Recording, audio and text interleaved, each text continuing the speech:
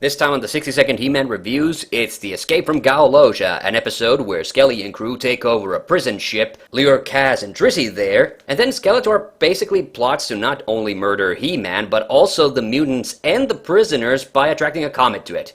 Wow, let's get on with it.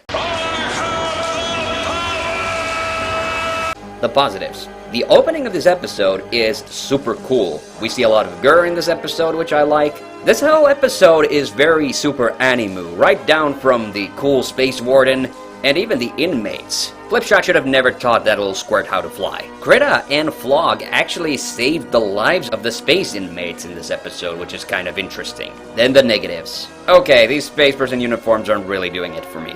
And apparently nobody guards these ship hangars on Primus, because this is the second time Kaz has stolen one of these ships. Krita punking Kaz and Drizzy to come to the spaceship by pretending to be their mother?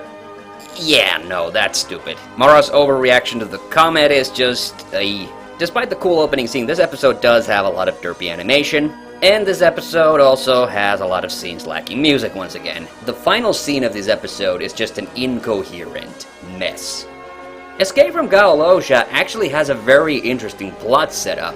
Particularly, I like the fact that Skeletor so callously plans to pretty much kill off not just He-Man, but also Flog and his men. But I honestly do not find it believable at all. The Flog does nothing else except force himself and his guys onto Skeletor's ship when he discovers that Skeletor is doing this. This is an episode with some promise, but it is kind of a big jumbled mess. And I really cannot give it anything higher than 1 Grayskull out of 3. Until next time, I have the power, so can you.